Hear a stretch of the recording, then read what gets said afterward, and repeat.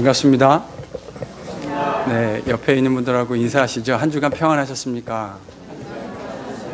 네.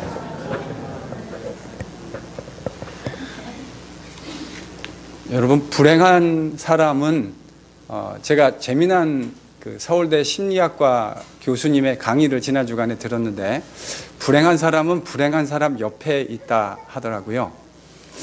그 말을 곰곰이 묵상해 봤는데 참 기독교의 진리를 잘 반영하고 있는, 세상에 저는 그분이 기독교인인지 잘 모르겠지만 기독교의 진리를 잘 반영하고 있다, 이런 생각이 듭니다. 행복한 사람의 옆에 가면 어떤 마음이 드시던가요? 행복해집니다. 입만 열면 불평하는 사람 옆에 가면 다시는 그 옆에 가고 싶지 않아지는 게 인간입니다. 왜냐하면 우리는요, 다 행복하게 살고 싶거든요. 어떤 한 사람도 외 없이 다 행복하게 살고 싶어요. 자, 그러면 여기서 아주 크리티컬한 질문을 하겠습니다. 어떤 사람이 제일 지혜로운 사람일까요? 이런 근거 위에서 자기가 행복하고요, 자기가 만나는 사람을 행복하게 만들 수 있는 사람, 그 사람이 제일 지혜로운 사람입니다. 왜냐하면 어려운 일 겪어가게 되지만 행복한 사람 옆에 있으면 같이 기도하면서, 우리는 특히 주님의 자녀이기 때문에 기도하며 그 어려운 일 넉넉히 이겨갈 수 있게 되어집니다. 그러니 여러분, 우리는 행복한 사람으로 살아야 합니다. 옆에 보세요. 행복해 보이세요? 옆에 있는 분들. 행복하다는 게 어려운 일이 없다라는 말이 아닙니다. 행복은 어려운 일들 속에서도 얼마든지 누릴 수 있습니다. 주일날 예배드리러 오실 때, 이거 뭐 내가 맨날 드리던 예배 또 한 번 이렇게 드리는 예배 속에는요, 기쁨도 없고 감사도 없고 감격도 없고 주님이 주시는 은혜도 없습니다. 내가 합당하지 않은데 오늘 하나님이 내 인생에 또 하루를 연장시켜 주셔서 하나님 앞에 예배할 수 있게 되었구나. 여러분, 제가 설교하러 오면서 이놈의 설교 또 하러 와야 돼, 여러분 이러고 설교하러 오면 그 설교를 듣는 여러분들에게서 하나님의 은혜가 전달이 되겠습니까? 제가 절대 그런 마음으로 오지 않습니다.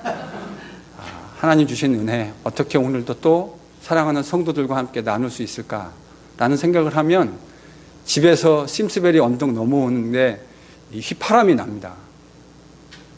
안 믿으시는 분이시네. 오늘 아침에 목사님 거짓말했다고 하는 충격적인 이야기도 들었는데, 제가 거짓말하는 목사가 아닙니다. 네. 우리 같이 기도하고 하나님 말씀 같이 나누도록 하겠습니다. 오늘 그 설교의 제목이 출하란입니다. 출애굽, 그 말에서 좀 따봤어요. 출하란, 하란에서 나오는 것. 지난주에 저희들이 살펴본 대로 야곱은 하나님을 신뢰하고 정면 승부를 했습니다. 그의 인생에 처음으로 해보는 정면 승부였죠. 하나님은 그러한 야곱의 정면 승부를 인정해 주셨습니다. 그리고는 신실하게 그를 돌보아 주셨습니다. 양들이 태어나는 것마다 전박이, 아롱이, 다롱이. 좀 익숙해지시나요, 이제요? 전박이, 얼룩이, 아롱이, 다롱이, 이런 것들이 태어나게 해 주셨죠. 하나님을 신뢰하고 걸어가는 야곱의 길에 하나님은 하나님의 전능하심이 무엇인지 신실하게 야곱이 맛볼 수 있도록 은혜를 베풀어 주셨습니다. 야곱은 지난 20년 동안 삼촌 라반에게 노동력을 착취당했는데, 하나님은 그 20년의 서름을 단 한 번에 갚아주셨습니다. 여러분, 하나님의 은혜를 경험하면 이런 일들이 일어나는 거예요. 하나님은 은혜를 베풀어 주셨어요. 그래서 야곱에게 이루 말할 수 없는 엄청난 재물들을 허락해 주셨습니다. 그래서 그는 양들만 많아진 게 아니고 아마 양들을 트레이드를 좀 했겠죠. 그래서 양들을 주고 노비도 사고, 양들을 주고 낙타도 사고, 나귀도 사고, 그래서 어마어마하게 숫자가 많아졌습니다. 그것이 바로 저희들이 지난주에 읽었던 창세기 30장 43절의 언급이었습니다. 그런데 오늘 31장 1절과 2절을 보면 어떻게 내용이 시작합니까? 저를 한번 읽어보겠습니다. 31장 1절 2절 같이 다시 한번 읽도록 하죠. 이제 안 띄워드립니다. 읽으셔야 되죠. 31장 1절 2절 같이 읽습니다. 시작. 여러분이 읽으신 대로 라반의 아들들, 여러분 라반이 누굽니까?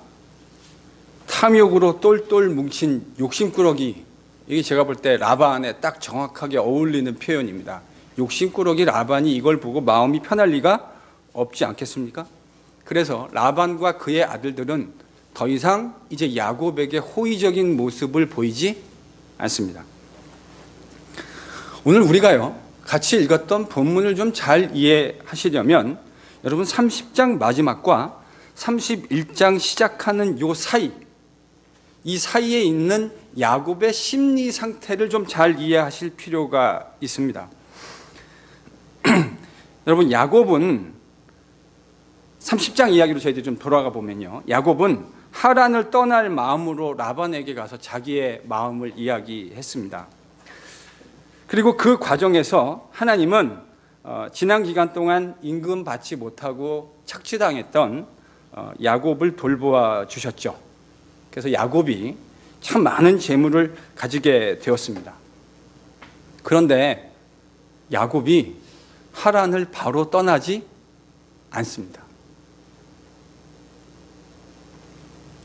야곱은 원래 하란을 떠나려고 마음먹었던 게 언제였냐면 라헬의 소생 요셉이 태어났을 때 이제 내가 하란을 떠나야 되겠구나라고 마음을 먹었는데, 실제로 그 마음을 먹고 난 다음에 바로 하란을 떠난 것이 아니라 6년이나 더 하란 땅에 머물러 있었습니다. 왜 야곱이 6년 동안 더 하란 땅에 머물러 있었을까요? 이미 떠나려는 마음은 6년 전에 생겼던 건데 도대체 뭐가 6년 동안 야곱을 라반 땅에 더 머물도록 만들었습니까?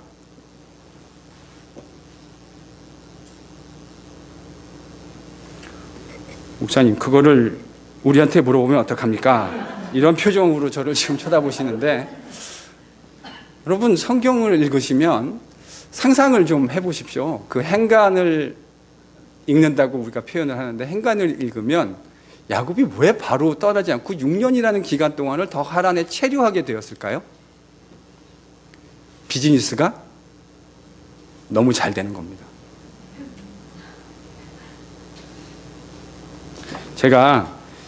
저도 이제 유학 플러스 이민 합쳐서 한 20년 가까이 돼 가는데, 제가 참 많은 이민교회에서 성도님들을 만났는데 그런 얘기 종종 들었어요. 필라에 있을 때 비즈니스를 하셨는데 원래는 장사가 좀 잘 안 돼서 팔아볼까 하는 마음으로 내놨는데, 여러분 우리 비즈니스 내놓으면 바로바로 계약이 되는 게 아니잖아요. 몇 개월, 많게는 1년 이렇게 넘어가시는데, 그러다가 경기가 좋아져가지고요, 원래는 팔라고 내놨었는데 막 비즈니스가 잘 되니까 마음이 어떻게 되죠?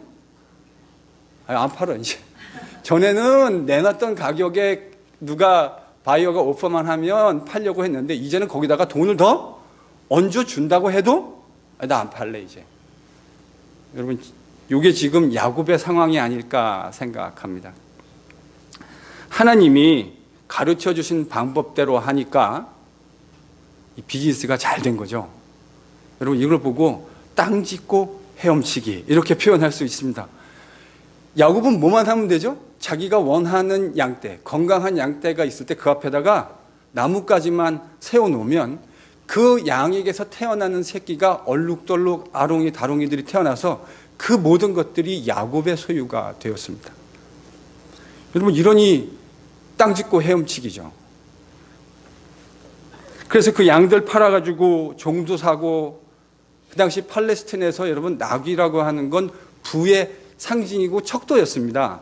요즘 미국이나 한국 같은 경우는 차가 워낙 많아가지고 차 사는 게 부의 척도가 아니었지만, 제가 어릴 적만 하더라도 그 집에 차가 있는 집이라고 하는 건 그 집의 부의 척도 가운데 하나였습니다. 팔레스틴에서 부자는 낙타를 가지고 있는 사람입니다.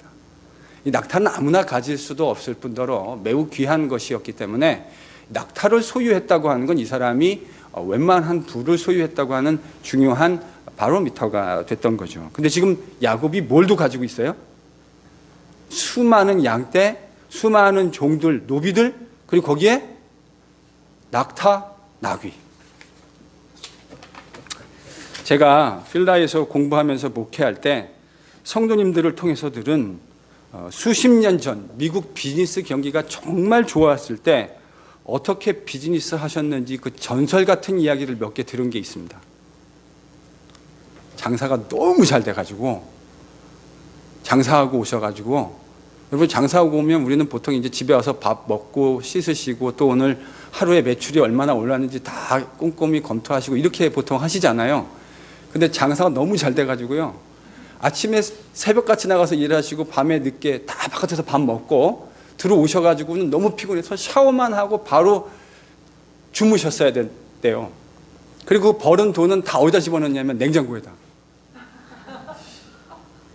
그래서 냉장고가 음식을 킵하는 공간이 아니고 벌어왔던 돈을 그걸 세알릴 시간도 없었대요. 정말 너무 바빠서. 그래서 장사하고 오시면 돈 냉장고에다 다 집어넣고 샤워하고 잠자고, 아침에 일어나서 다시 비즈니스 갔다가 마치고 돌아오시면 다시 냉장고에다가 돈 집어넣고, 그러다가 일주일에 한 번 몰아가지고 일주일 동안 얼마나 벌었나 하고, 정말 그분이 문자적으로 이렇게 표현하셨습니다. 돈 헤아리는 것이 정말 비즈니스 하는 사람한테는 즐거움 중에 하나인데 그게 다 귀찮아질 정도로 돈을 버셨대요. 그분의 표현대로 하면 그냥 갈고리로 돈을 이렇게, 지금 야곱이 그랬을 것 같습니다. 비즈니스가 너무 잘 되는 거죠. 그러니까 원래는 떠나려는 마음을 먹었다가 비즈니스가 막 잘 되기 시작하니까 1년 더 해야 되겠다. 그러니까 1년이 몇 년이 되죠? 2년이 되고, 2년이 3년 됐다가 지금 몇 년까지 늘어난 거예요? 6년까지. 풀 6년. 그러니까 한 해 한 해 들어가던 횟수가 이제 풀 6년이 되어버린 겁니다. 그렇게 어마어마하게 야곱이 부자가 된 거죠. 그런데 이렇게 부자가 된 야곱을 라반의 아들들과 욕심꾸러기 라반이 좋게 볼 리가 없지 않겠습니까? 그래서 우리가 아까 읽었던 대로 라반의 아들들과 라반이 이제 더 이상 야곱을 좋게 봐주지 않습니다. 우리가 사람에게 감정이 좋지 않을 때 정면을 안 쳐다보고 어떻게 쳐다보죠? 살짝 돌아서가지고 이렇게. 지금 라반이 그런 거예요. 지금까지는 야곱이 얼마나 성실하게 일해줬습니까? 이 앞에 30장에 보면 눈 붙일 시간도 없이 밤낮 주야로 장인의 양떼를 정말 성실하게 돌봤어요. 그래서 그 결과 주인의 양떼가 엄청나게 늘어나지 않았습니까? 근데 이제 전에는 그렇게 일했던 게 모두 다 야곱의 소유가 됐는데 이제는 일하면 그게 다 누구의 소유가 되고 있어요? 야곱의 소유가. 그러니까 라반이 창세기 31장 2절의 표현대로 하면 뭐가 변했다고요? 안색이. 이렇게 써보는 거죠. 편안하게 안 쳐다보고. 사람이, 우리가 영적인 사람들이라 말하지 않아도 우리를 쳐다보는 걸 보고 이 사람이 나에게 호의적인지 아니면 적대적인지 이런 거 우리가 금방 느끼잖아요. 라반이 그런 거죠. 야곱이 알아차렸어요. 아, 나에 대해서 느끼는 감정이 별로 좋지 않구나. 그러면 라반이 안색이 변했다라고 하는 것 우리가 어떻게 이해할 수 있을까요?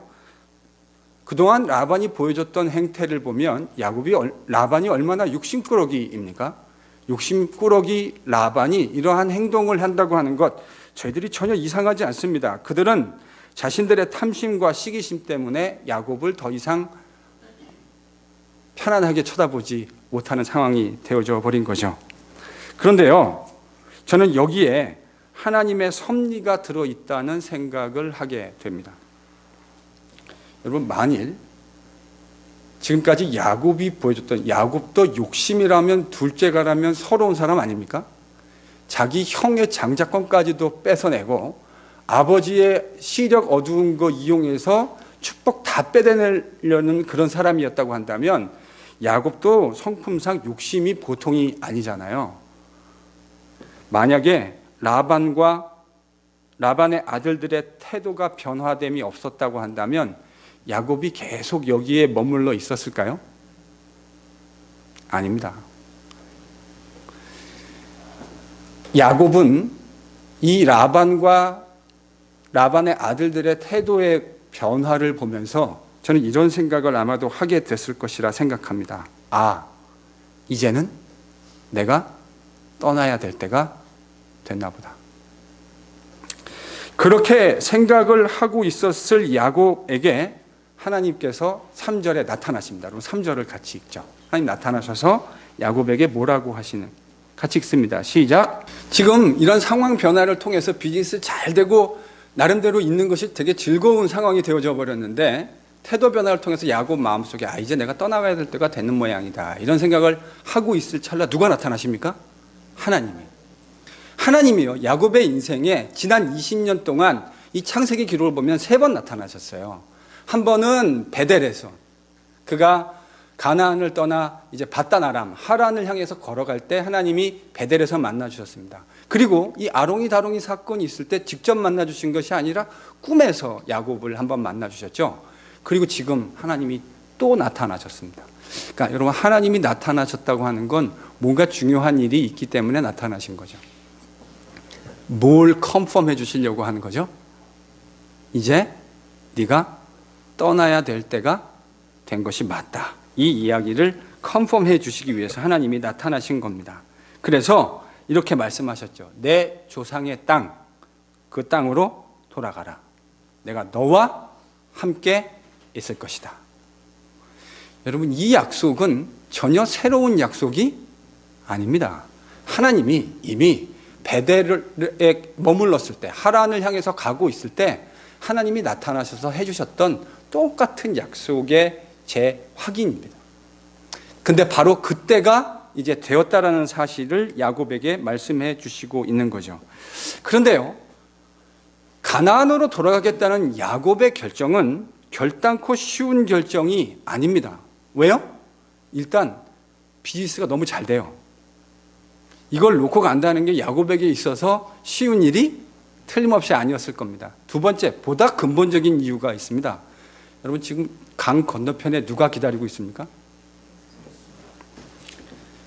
에서가 20년이 지났지만 야곱을 죽이겠다고 하는 이런 사람도 참 쉽지 않아요. 20년 동안 죽이겠다는 생각이 변치 않고 나중에 보면 정말 에서가 죽이겠다고 벼르고 있잖아요.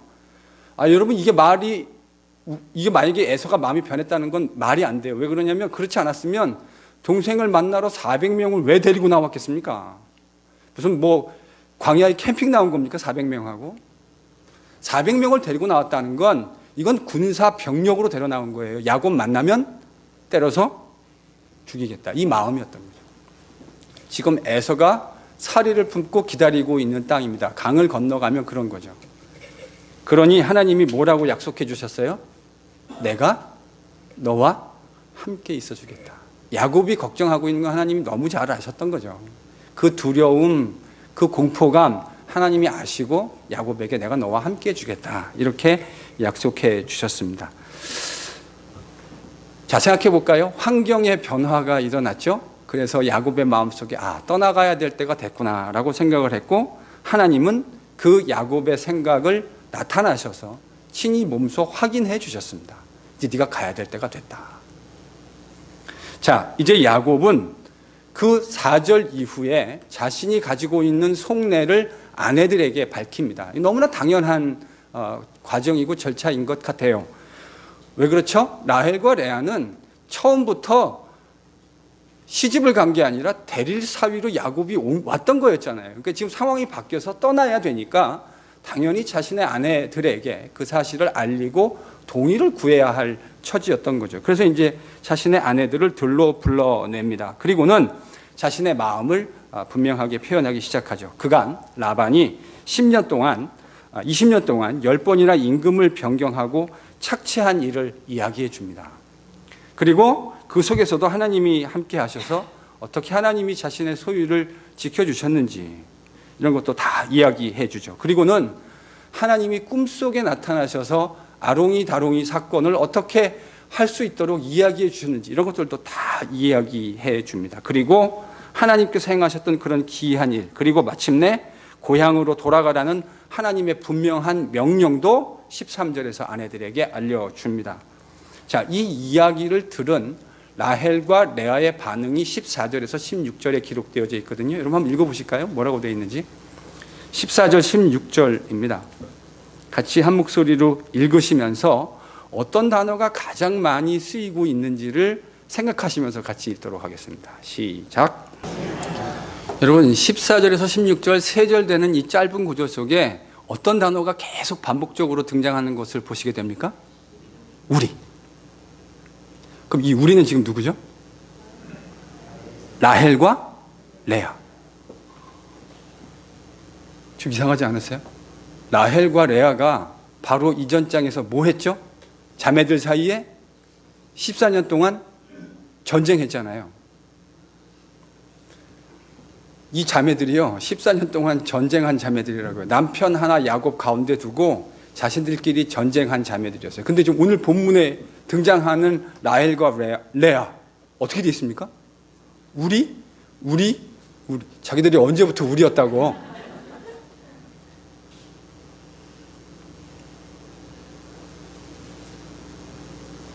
저는 이 본문을 묵상하면서 누가 이 우리라고 하는 사고를 가지도록 라헬과 레아 뒤에서 역사하셨을까요? 하나님이.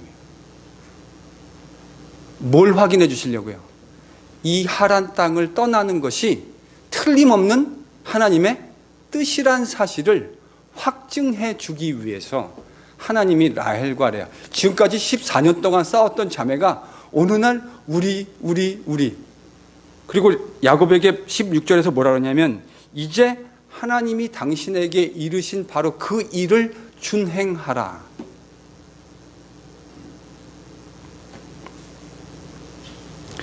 창세기에서 한 번도 마음이 하나가 됐던 적이 없었던 라헬과 레아가 마음이 하나가 됩니다. 뭐에 관해서요? 하란을 떠나야 한다는 사실에 대해서. 자, 라반의 마음의 변화, 얼굴의 안색의 변화, 하나님이 직접 나타나셔서 그렇게 해야 된다고 확증해 주시고 이제 동의를 구했던 아내들마저 와서 떠나야 한다는 사실에 대해서 확증해 주었군요. 여러분 이쯤 되면 하란 땅을 떠나야 한다고 하는 거 하나님의 뜻이 틀림없습니다. 맞습니까? 더 이상 어떻게 확증을 구할 수 있겠습니까? 상황 변화, 하나님의 직접적인 계시, 환경을 통한 아내들의 확증. 여러분 더 이상 어떻게 분명한 증거들을 구할 수 있습니까? 이제 하란을 떠나야 한다고 하는 것은 하나님이 뜻이라고 하는 것이 분명해졌습니다. 중요한 질문이 이겁니다. 왜 하나님이 야곱에게 하란 땅을 떠나라는 것에 대해서 이와 같이 여러 가지 상황들과 방법들을 동원해서 확인시켜 주시는 걸까요? 다른 말로 좀 말을 바꿔보면 야곱이 하란 땅을 떠나는 것이 왜 이렇게 중요한 일이 되는 겁니까? 이 떠나는 일이 뭐가 그렇게 중요한 일이라고 하나님이 환경을 통해서 얘기하시고 직접 나타나서도 얘기하시고 그리고 아내들을 통해서 상황으로도 확증해 주시고 여러분 3중 확인 아닙니까? 이 정도쯤 되면. 왜 이런 거죠? 우리는 하란이 가지고 있는 영적인 의미에 대해서 조금 생각해 볼 필요가 있습니다. 하란 땅은 야곱에게 있어서 그의 믿음이 자라나는 모판으로 하나님이 준비하신 땅입니다. 뭘 위한 모판이라고요? 믿음이 자라나기 위한 모판. 여러분 모내기 해보셨습니까? 봉사활동으로도 한 번도 안 해보셨습니까? 모내기. 어린 모는 바로 논에다가 심으면 견디지 못하고 죽습니다. 그래서 그 어린 벽실을 그 편안한 환경 모판에서 어느 정도 일정 부분 자라게 했다가 나중에 그것을 진짜 논에다 갖다 심게 되어지는 거죠.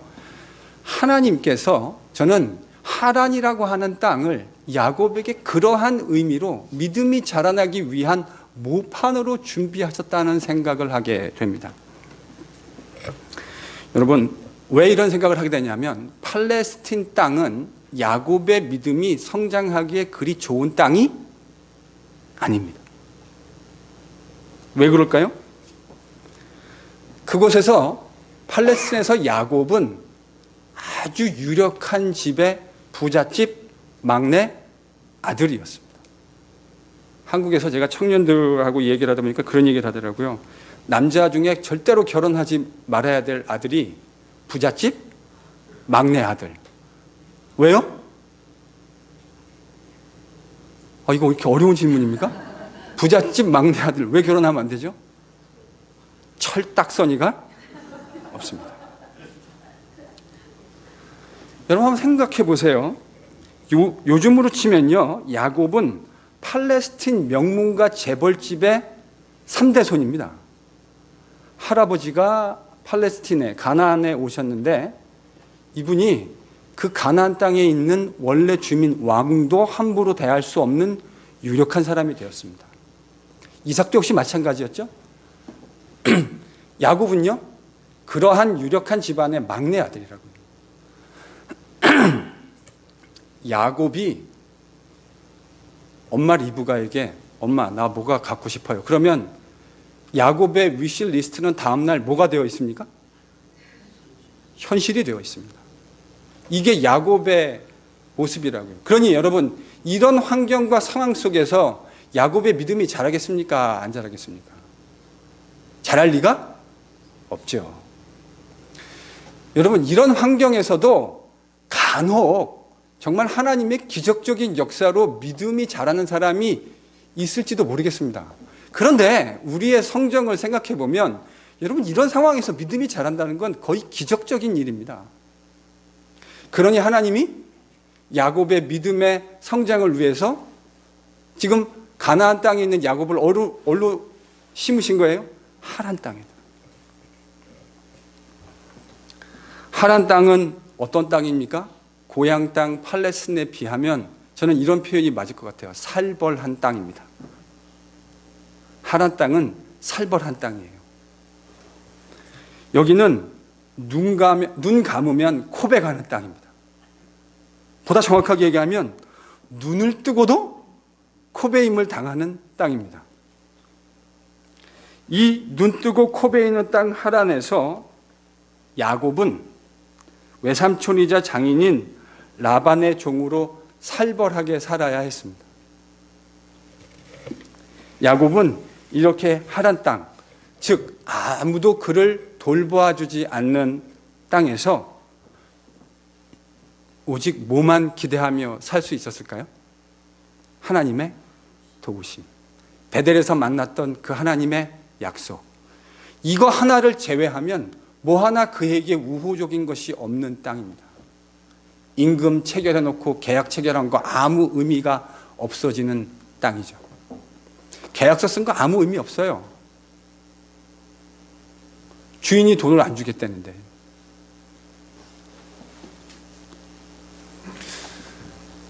이 하란 땅에서 야곱은 하나님만 바라보며 믿음이 성장하기 시작합니다. 그래서 지난주에 봤던 대로 정면 승부도 할 수 있는 수준까지 나아가게 됐던 거죠. 여러분, 저는 이 상황을 보면 이런 생각이 들어요.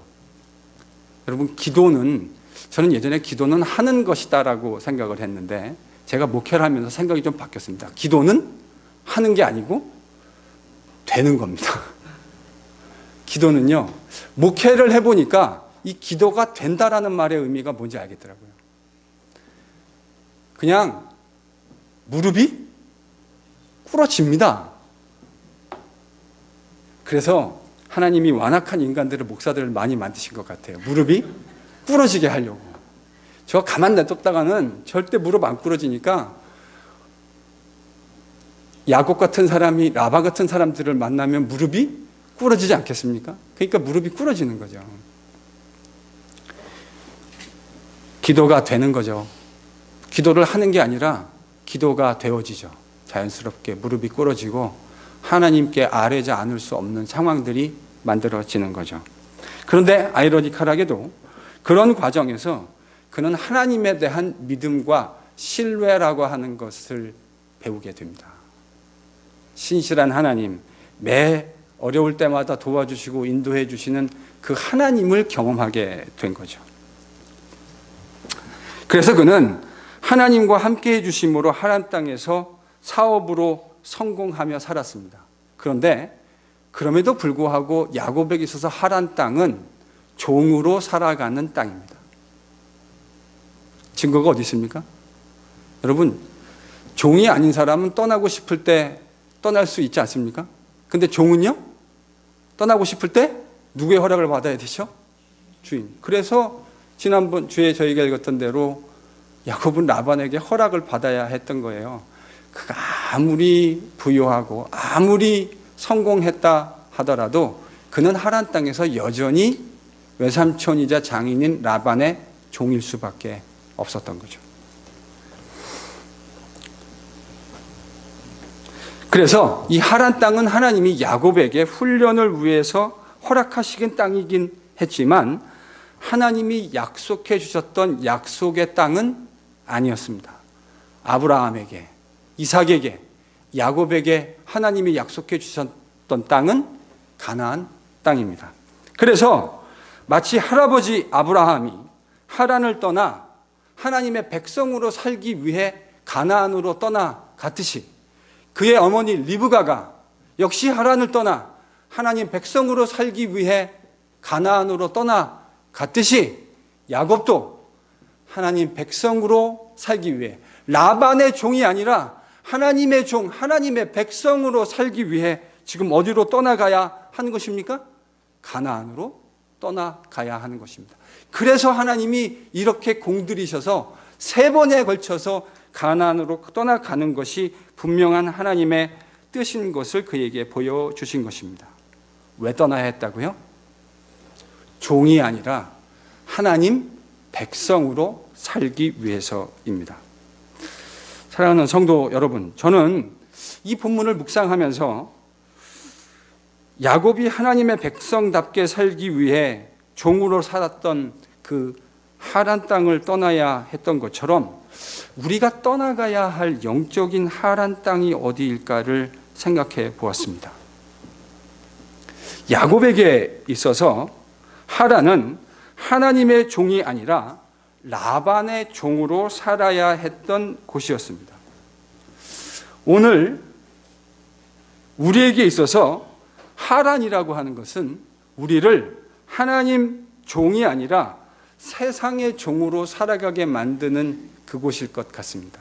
그곳이 어디이든 하나님 백성답게 살기 위해서 주어진 땅이 아니라 종으로, 우리가 여전히 종으로 살아가게 되는 바로 그 땅, 저는 그 땅이, 그곳이 바로 우리의 영적인 하란이 아닐까 싶습니다.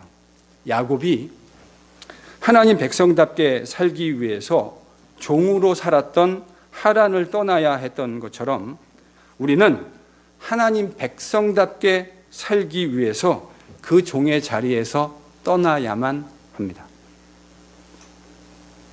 그래야 하나님 백성답게 살 수 있습니다. 여러분에게 있어서 영적인 하란은 어디일까요? 어떤 분에게 있어서 만약 여러분이 세상의 출세와 명예를 위해서 그것만 보고 앞만 보고 달려왔다면 우리가 떠나야 할 영적인 하란은 출세와 명예라는 자리일 겁니다.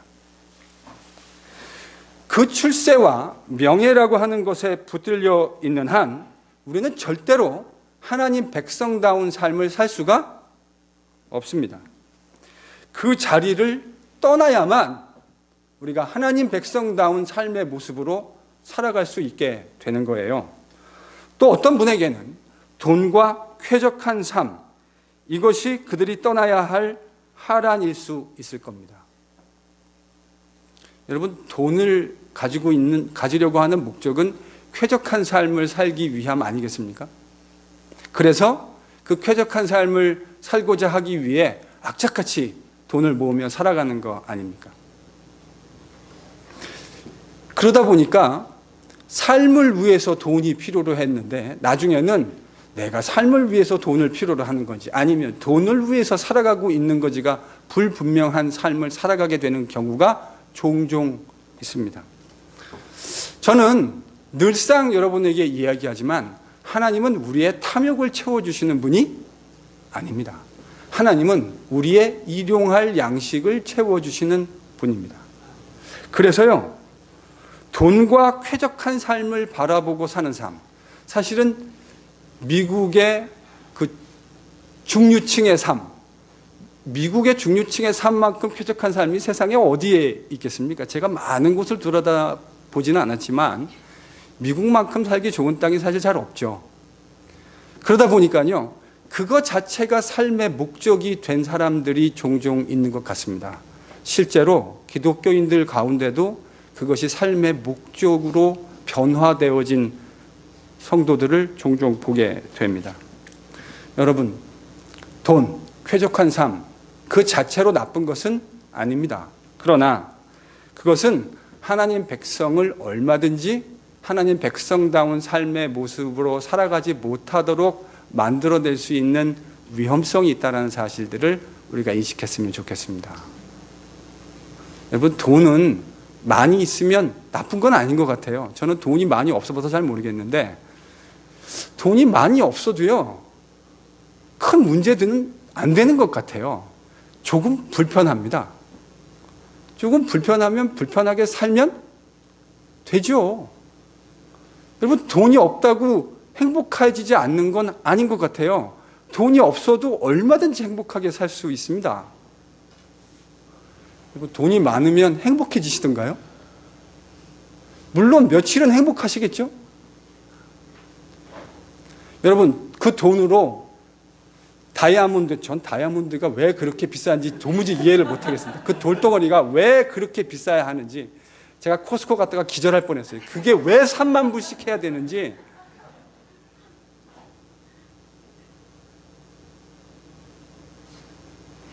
뭐 그렇다고 여러분이 가지고 계신 다이아몬드를 다 갖다 버리실 필요는 없습니다. 여러분, 마음이 울적하고 인생이 우울한데 내 새끼 손톱만한 다이아몬드 반지 이렇게 써보시면 막 마음에 기쁨과 희락과 감사가 막 넘쳐나시던가요? 그렇습니까? 여러분, 그거 없어도, 그런 다이아몬드 반지 없어도 저는 인생이 너무 행복하고 좋습니다. 조금 불편할 수 있어요. 그렇지만 여전히 하나님이 하실 일을 가슴 벅찬 설레임으로 기대하며 얼마든지 다이아몬드 뭐 10캐럿짜리가 아니라 그보다 더 큰 게 뭐 있는지 모르겠지만 얼마나 큰 것을 가지고 있다 해도 좋게 비교할 수 없는 훨씬 큰 기쁨과 감사가 있다고요. 설레임 속에 아침에 일어나서 오늘도 하나님이 하실 일을 기대하며 나아갈 수 있는, 여러분, 인생 그렇게 살면 행복한 거 아닙니까? 하나님이 하실 일들을 기대하고 하나님이 우리 공동체와 우리 사랑하는 성도들 속에 하실 일을 기대하고 하나님 앞에 아침에 그 귀한 시간 떼어서 기도할 때 여러분 눈물 난다고요. 하나님 하실 기대하면. 그런 거는 차 좀 좋은 거 타는 거하고 좋게 비교할 수도 없어요. 저 차 저런 차 좋은 차 필요 없어요. 조그만 차 차도요 얼마든지 행복하게 목사로서 목회할 수 있다고요. 하나님 하실 일 기대하면서요. 그러니 돈과 쾌적한 삶이라고 하는 그 하란 떠나야 합니다. 그래야 하나님 백성답게 살 수 있는 거예요. 어떤 분들은 자식의 성공이라고 하는 하란에 붙들려 있는 분들이 계실 겁니다. 저 자식 성공시켜야 되는데, 좋은 인류대학 보내야 하는데. 물론 인류대학 가는 게 나쁜 거 아닙니다. 저는 우리 아이들이 좋은 대학에 가서 좋은 양질의 교육을 받았으면 좋겠다 생각합니다. 그런데 그거를 하란으로 만들지 말자고요. 그거를 우리의 우상으로 만들지 말자고요. 여러분, 그게 우상이 됐는지 안 됐는지 어떻게 판별할 수 있습니까? 우상이 된 사람은요, 애들 성적표가 나올 때마다 천당과 지옥을 왔다 갔다 합니다. 성적이 잘 나왔다, 이 정도면 아이비 가겠다, 이러면 세상의 모든 거 다 가진 것 같다가 그 다음번 시험에서 애가 시험을 잘 못 봤어요. 그럼 어떻게 되죠? 뭘 그렇게 모르는 척 시치미를 뚝대고 계세요? 우리가 서로 다 아는데 우리의 본질을. 애들도 재밌대던데요.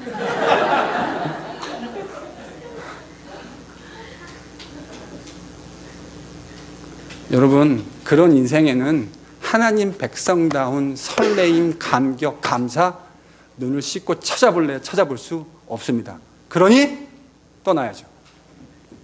하나님께 그 아이의 인생도 맡겨드리고 부모로서 최선을 다해서 교육시키려고 노력은 해야 되겠지만 하나님께 맡겨드리고 떠나야죠. 여러분, 떠나실 수 있는 은혜가 있기를 바랍니다. 그리고 무엇보다 아직 이 자리에 계신 분들 중에 예수님이 누구신지 잘 모르시는 분이 계시다면 죄송한 말이지만 여러분은 여전히 세상의 죄 속에서 종로로 타는 모습을 가지고 살고 계실 겁니다. 세상에서 종로로 타는 모습으로 머물러 있는 한 절대로 여러분의 인생 속에 인간을 하나님의 형상으로 창조하신 그 거룩하고 아름다운 일이 일어날 수 있는 소지는 만무합니다. 여러분, 차를 사면 우리가 차 매뉴얼을 잘 읽죠. 왜요? 차를 디자인한 엔지니어와 디자이너의 그 뜻을 따라서 그 원래의 목적대로 잘 활용해야만 차를 잘 탈 수 있는 거 아닙니까? 여러분, 인간도 똑같습니다. 하나님이 원래 디자인하고 설계하신 대로 살아야 인생이 뭐하죠? 행복하다고요. 절대로 돈을 추구하고 쾌락을 추구하고 성공을 추구하고 쾌적한 삶을 추구하고 자신들의 성공을 추구하는 삶 속에는요, 계속 목마름이 있을 뿐이에요. 여러분, 목마를 때 바닷물 마셔보셨습니까? 저는 마셔본 적이 있어요. 그 목마름이요, 10갑절 더할 뿐이지 절대로 그 목마름이 해결되지 않습니다. 그 목마름은 생수를 마셔야만 해결될 수 있는 거예요. 그러니 오늘 우리가 이 본문을 읽으면서 깨달아야 할 사실은 인생에 있어서 가장 중요한 거, 성공하지 않아도 괜찮고 조금 어려워도 괜찮고 돈이 좀 덜 있어도 괜찮고 애들이 초일류대학을 가지 않아도 괜찮아요. 그래도 뭐는 없으면 안 돼요? 예수 그리스도. 예수 그리스도를 만남으로 말미암아 하나님의 백성답게 사는 것이 무엇인지를 못 누리고 산다면 그것만큼 불쌍한 인생이 세상에 어디 있습니까? 억만금을 가지고 있으면 뭐해요? 자녀들이 하버드 아니라 하버드 10배 좋은 대학을 다니면 뭐해요? 사랑하는 성도 여러분, 예수님의 복음의 능력으로 그 죄의 종 되었던 자리에서 결별해야만 진정한 하나님이 우리에게 허락하신 인간다운 행복한 인생이 무엇인지를 경험하며 살게 될 수 있는 겁니다. 그러니 하란을 떠나야죠.